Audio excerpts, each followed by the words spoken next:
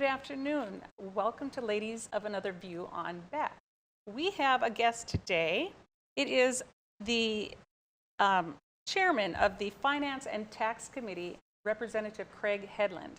And we're so excited that he came to see us today because there's so many issues. You know, if there's one thing that people like to talk about, it's taxes, right? And so are you going to help us out a little bit, Craig? What do you got going on over there? Well, we've got a lot going on. And first, let me start by saying thank you for the invitation. It really is a pleasure for me to be here and discuss the issues that are put forward to the voters and the people that live in North Dakota in regards to taxation, you know, which is the forefront of how we fund government here. Absolutely. And I think our viewers too, you know, they've been curious. You know, they're always wanting more. And we've had a lot of legislators on this spring now, or I should say this winter, and everyone's always curious. So we're excited when we can get somebody and get undivided attention and just kind of help out in any of the topics. Well, again, it is a real pleasure. If you want me to, I'll just I'll bring up a couple of the more prominent bills that we have in discussion, and we'll have a discussion about them. Yeah, and if the ladies have any questions, they'll just pop right in and ask you. So one of the bigger bills I've had this session to deal with is a bill that would now move the investment of legacy fund dollars from being invested throughout the world, essentially, to a portion of those dollars be invested strictly in North Dakota in different programs. Okay, so why don't you first tell our viewers what the Legacy Fund is all about, how long it's been around, and how it was derived. The Legacy Fund is a fund that was created by the voters of North Dakota that essentially would take 30% of the oil tax, set it aside for the future. Now, the intent of doing that was because we all know that oil is a finite resource. It's a one-time resource. There is going to be a time in North Dakota where the pumps aren't pumping out a lot of oil, but that doesn't mean that the needs of North Dakotans go away. So it was thought of and essentially put into action. Let's establish a fund for the future that would be able to take care of some of those needs that are today covered by oil taxes. Sure, sure. And if President Biden has his way, we might be kind of losing out on that deal. Well, let me answer that, respond. There is a general concern amongst legislators on what could happen, specifically with the Dakota Access Pipeline. You know, there's a lawsuit by one of the tribes in North Dakota that are trying to shut that down for environmental reasons. It seems the decision out of one of the courts favored what they're trying to do, and the U.S. Army Corps of Engineers does have to take another look and provide a more in-depth environmental review. And we're just hopeful that it can continue to operate and move North Dakota oil as it is today. Very important to the production of oil in North Dakota, which has become, you know, one of the real essential economic drivers in North Dakota today. Absolutely. You know, one of the things that I have, I'm from Arizona, and so before we moved here, it was right during the recession, 2008, 2009. I know North Dakota had not been impacted like the majority of the states, and one of the things that we were most attracted to before we moved here was how fiscally responsible North Dakota was as a government. And I would love to hear, is there a threat to the Legacy Fund as far as wanting to tap into the resources that are there, wanting to use what's been built up now? I've kind of heard that Governor Burgum is wanting to kind of get into that money and use a little bit of it now. Do you? I don't believe there's a threat today. Now, some may view this bill that I'm referring to as a threat because it's going to change the way the money is invested, but I don't think most of us would believe that investing is the same as spending. Investing in North Dakota, I think we should agree that it would create a lot of economic opportunity that would increase sales tax collections, would increase income tax because of the additional jobs that investment could bring. There's just a multitude of dynamic effects from what we believe that investment would do for North Dakota. What we're talking about is investing 10% with the bank in North Dakota for a couple of programs, a couple of existing programs. One is it's a loan fund. We call it the revolving loan fund, which would provide low interest funds to political subdivisions for things, streets, roads, sewerage systems, water systems, all of the things that, do age. And I think if you looked around the country, you would see there's a lot of towns in North Dakota who have needs in all of those areas. This would provide those low interest loans while at the same time they would return earnings to the legacy fund. So would that loan be given to, say, a resident where they get an assessment, say it's $35,000 where you're assessed for new sewer and gutter or something like that?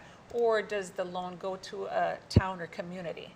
The loan would go to the community, the political subdivision itself for, the investment, rather than having to go to the taxpayer through property tax, which is how traditional things like roads and sewers and water systems are paid for today.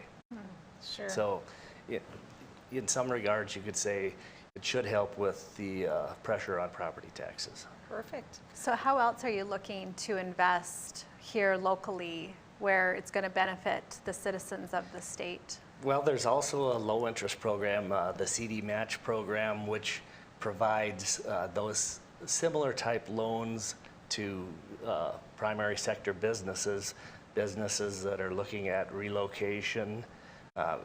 You have an environment today where there are a lot of businesses moving from high tax states to lower tax states. We are a low tax state. We're not a no tax state, which has been my motivation and goal to get to, since I've been in the legislature, but that's a conversation for a different time as well.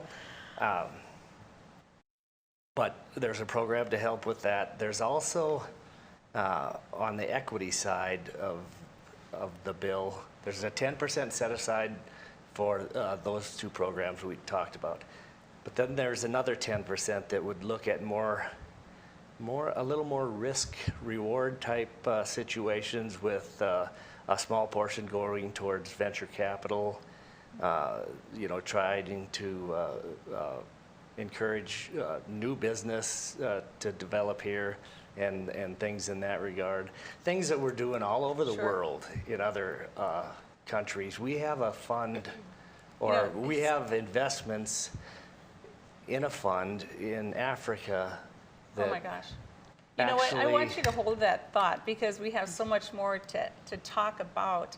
Unfortunately, we're running out of time on this segment because we have to talk about a contest we're having on Thursday. If you're watching any of the shows on Beck, you can register to go ahead and win $1,000 this Thursday on any one of the shows. And there's several ways you can qualify to win that. You can call in, you can text, you can Facebook, you can Twitter, Instagram, and I think we even have TikTok. So we'll be right back after these messages on Beck with Ladies of Another View.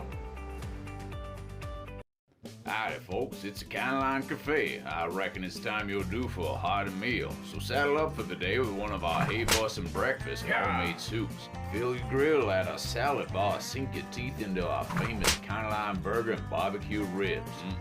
Top it off with spoon rattling pie with a cum roll that's sure to put a smile on even the toughest outlaws. Shake the dirt off the boots each night and warm up with the gang. Tell them about it, Stacy. I can't wait to see you at the County Line. Since opening in Hebron in 1940, Dakota Community Bank and Trust has been your hometown bank. Our mission has been to provide modern banking convenience with old-fashioned hometown service. We've grown with the communities we serve through year-round events, countless sponsorships, and nearly 7,000 hours of volunteering each year. Learn more about our 80-year history at dakotacommunitybank.com. Capital City Restaurant Supply is your one-stop shop for quality restaurant products for the large to small kitchens. Commercial-grade restaurant and bar supplies, limb game processing equipment, refrigeration, dinnerware, and smallware.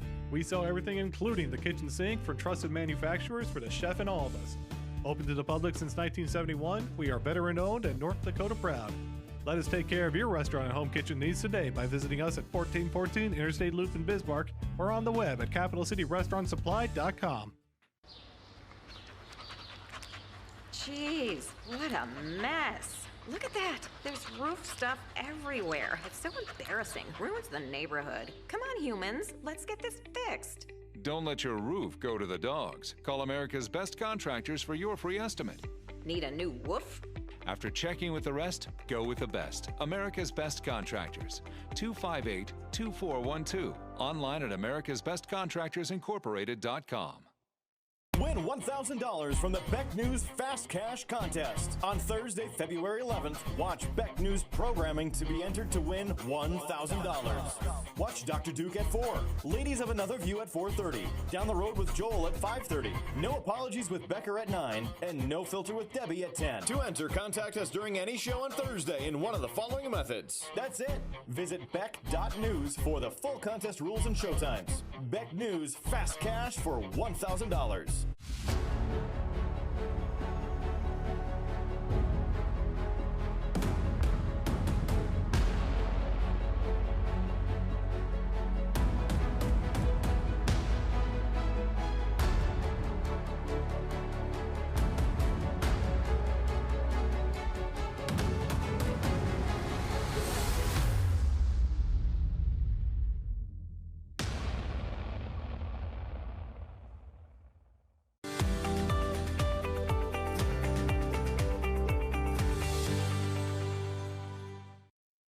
Welcome back to Ladies of Another View on Beck. We have House Representative Craig Hedlund here. He is the chairman of Finance and Tax. And boy, we love to talk about taxes, don't we? So we're, talking between the break, or right before the break, you had talked about money being invested in Africa. Tell us a little bit about that program. Well, the point I was going to make is we have these fund managers on Wall Street that invest in all areas of the world. And they're investing in a fund in Africa, which essentially is going to be used to loan out low-interest loan money to companies in Africa to try to develop their economy and further their economy. And the point is, if we're going to be doing that all over the world, we most certainly should be doing it in North Dakota. Absolutely. I love that That's so much. a great idea. I could get behind that. Is there any place where we can go online to see where our money is going? That's a good question, and I know there's been a lot of effort by different citizens, organizations to try to identify some of these different investments. I believe that's how it was mentioned in committee when we had the hearing, this fund in Africa that was helping them with their economic development versus North Dakota and making the very same point. So, I know the balance of the fund can be seen at the Secretary of Treasury or the Treasurer's website.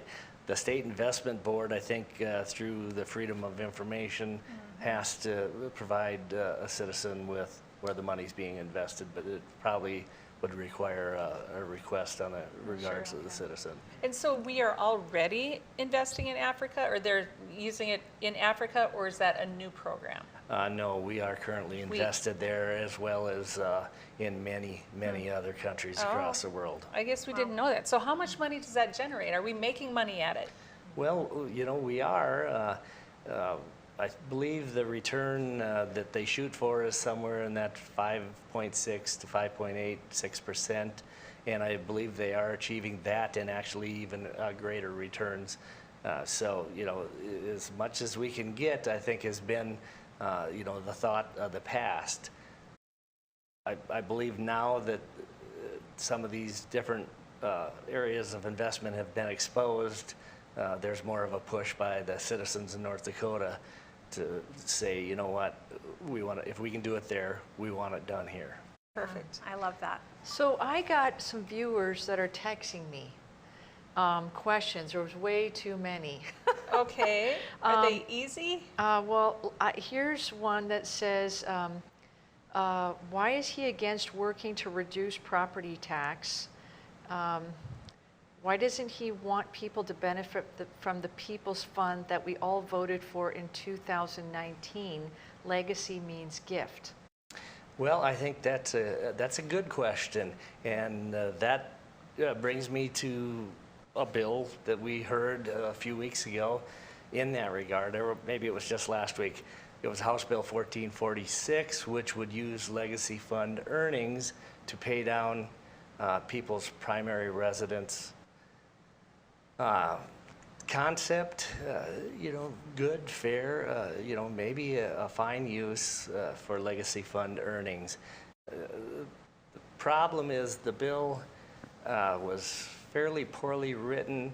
I don't know that it worked the way it was written. I think it would have taken some refining by the committee. And I think the biggest angst towards the bill in committee was the fact that it was going to use all of the legacy fund earnings, which wouldn't allow for any other earnings investments. And we just haven't had a bill that asked or required all the earnings to be invested in one particular area. That would be pretty risky, I would think. Well, it would, and I don't know. We have 3 classes of property, and it seems to me that you're only reaching a significantly lower part of the population when you're going to just provide relief for primary residences. We have a lot of people that rent. We have a lot of ag property that we know funds local rural education to a large extent. And we have a lot of commercial property as well that if you're going to provide relief, shouldn't everybody, all property owners receive relief rather than just a select few that are fortunate enough to own their homes? Yeah, that's an excellent point, excellent point. So what else are you working on? Well, today we heard a couple of bills that would substantially increase tobacco tax. The committee hasn't looked favorably upon them in the past because, simply when you know that it's the very poorest of our society that pay the tax generally are the ones that are still smoking. We just don't believe, or I don't believe personally, that we need to tack on any more burden on them. Well, that's just it, because if a person only has so much money in their budget and they have a family and they're raising a family, are they going to go ahead and spend that last $30 at the grocery store, or are they going to buy that $30 for a box of cigarettes, a carton of cigarettes? And so I agree with you 100%.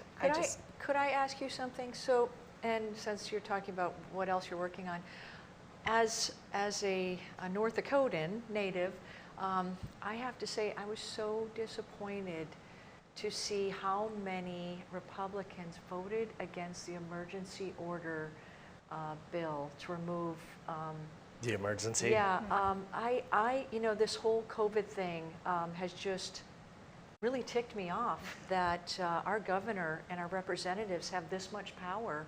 Our governor, and I thought for sure that our representatives, especially the Republicans, would vote against that emergency order. Well, I think part of the problem in that is that, we could have voted. And the very next day, the governor could have reaffirmed and started a new emergency. And, that tit for tat and back and forth isn't really a solution for anyone. And, the other thing that I think probably gave pause for people to vote to end the emergency is because there was some federal dollars also involved for programs like SNAP. Yeah, I've read all that.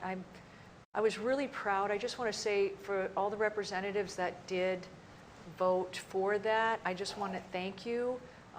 And I am very deeply troubled that they did not vote against that because, you know, the governor his only job is to protect our God-given rights. This overreach that we've seen, we should all be terribly, terribly alarmed that anybody has this much power. And I'm still ticked off about it. And every American should be ticked off about it, that this has completely changed our country. And I mean, there's still children wearing masks at school. I mean, it's crazy. I agree. I can't come up with an argument against what you've said, other than you know, I think there are other bills that we're trying to address it that maybe we feel are better suited for addressing it. But you make a good argument, and I certainly can agree with almost everything you said.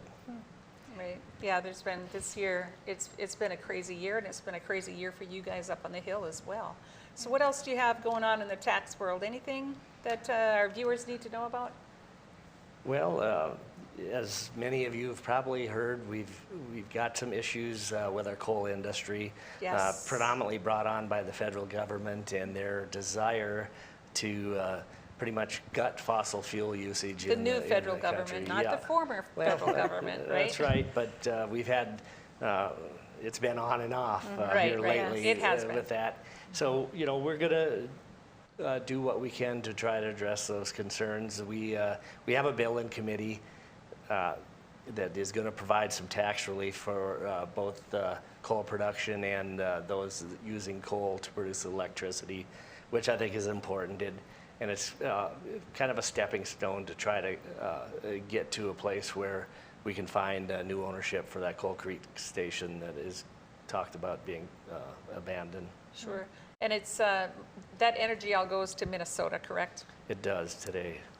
And so what are they going to do for new energy? Well, that's a good question. I think they're going to build windmills in Minnesota. Wow. You know, I drove through Minnesota a couple times last year, and they have just rolling hills full of the solar panels. And it is probably the ugliest thing that I've seen. But just for as far as the eye can see, solar panels. And they think that that's going to serve their people. I just don't see how solar panels are going to cut it. You know, it's interesting. We're going through kind of a cold streak that we've had this winter, and there was a document shared by one of the legislators who is really interested in coal and lives and comes from a coal and represents a coal district. And I guarantee you that all the energy production, the coal was at its peak, and thank goodness we have it, because you know the wind wasn't blowing when it hit its coldest points, and we certainly don't want people subjected to electricity loss, you know, when it's most cold.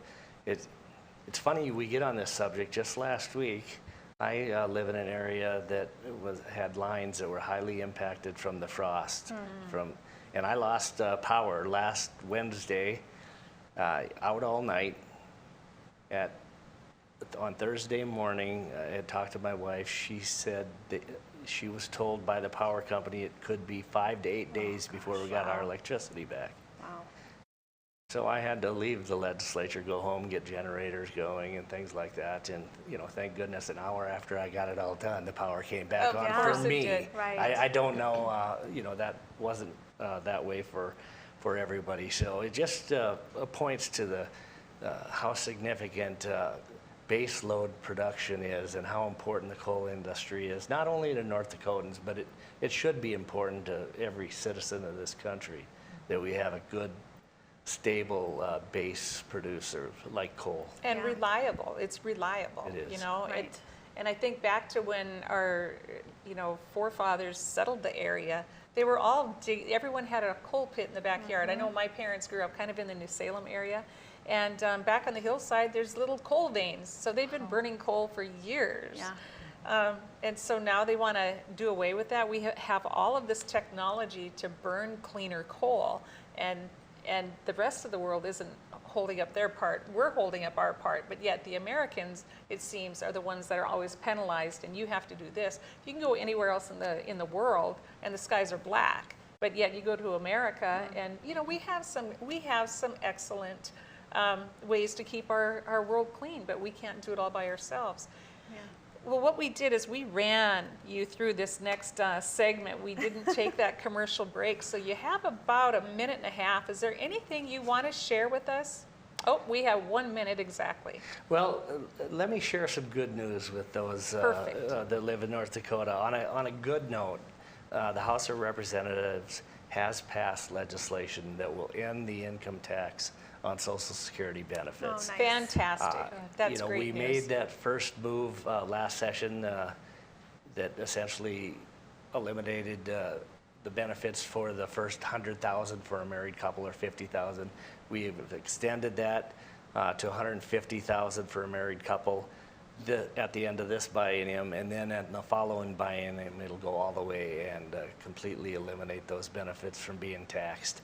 You know, essentially, a tax that was put in place by the federal government when the North Dakota income tax was coupled with the well, federal thank you tax for that, reform. and thank everybody on the Hill. Unfortunately, we have run out of time yet again, and it is a short show because there's a basketball game coming up. We only had a 30-minute show, but do check us out and log on and find out what's going on to give our Thursday giveaway, $1,000 on Thursday. But thank you, Craig, for coming to join us, and I guess we'll see you next tomorrow. time. Yeah, see you tomorrow on my Ladies pleasure. of Another View on Beck.